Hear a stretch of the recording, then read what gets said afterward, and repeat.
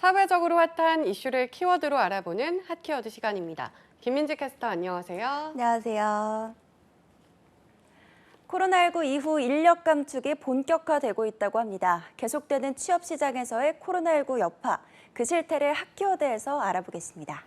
네, 어느덧 8월 중순에 가까워지고 있는데 코로나19의 기세는 여전히 꺾일 줄 모르는 상황입니다. 그런데 이뿐만 아니라 인력 감축이 본격화되고 있다니 어떤 이야기인가요? 네, 얼마 전 취업 포털 링크루트가 직장인 631명을 대상으로 코로나 이후의 해고 경험에 대해서 설문조사를 벌였는데요. 이 조사에 참여한 직장인 가운데 본인 의사와 관계없이 해고 및 권고사직을 권유받은 비율이 68.1%에 달했다고 합니다. 그런데 코로나 이전과 이후로 나눴을 때 코로나 이후에 해고를 당한 비율이 무려 30.2%에 달하는 것으로 나타났습니다. 네, 그러니까 10명 중 3명은 코로나 이후에 해고를 경험한 거네요. 불과 반년이 조금 넘는 시간인데 상당수가 코로나 이후에 해고 조치를 당했다는 사실이 정말 놀라운데요. 네, 그렇습니다. 실제로 조사 결과 기업이 정리해고를 한 가장 큰 이유는 코로나 여파에 따른 경영난이었는데요.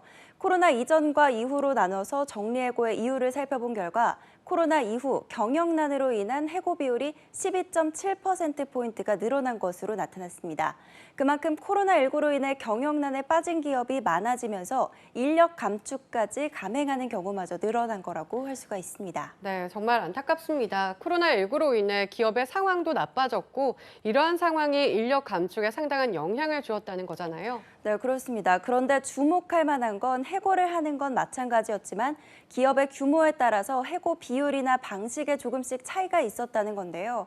코로나 이후 해고 당시 직장 규모를 살펴보니 대기업은 13%, 중견기업은 18.1%, 중소기업은 69% 순으로 나타났습니다. 그만큼 경영난에 취약한 중소기업에서 인력 감축을 하는 경우가 더 많았다는 거죠. 해고 방식에도 차이가 있었는데요. 대기업은 권고사직이 33.3%로 가장 높았던 반면 중견기업은 부당해고가 39.2%로 가장 높았고 중소기업은 정리해고 및 구조조정이 34.6%의 비율로 가장 높게 나타났습니다.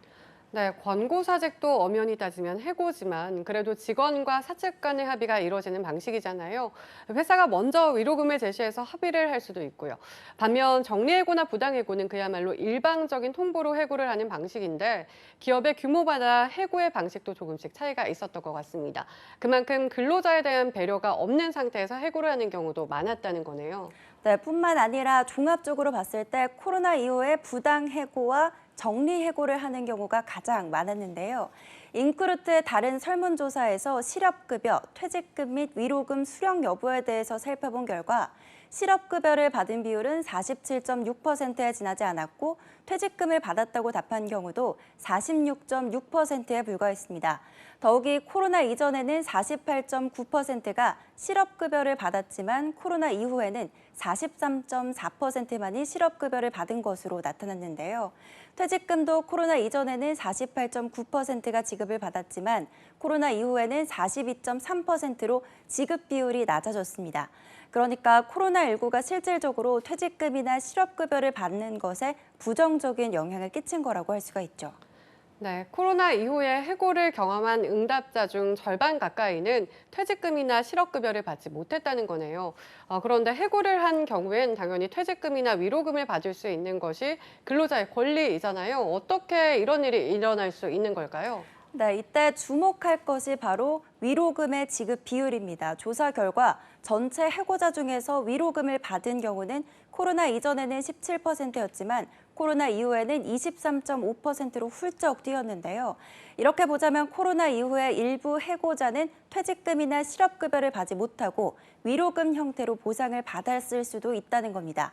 위로금이 비용이 더 적게 들기 때문에 기업에서 이런 꼼수를 부렸을 가능성도 있다는 거죠.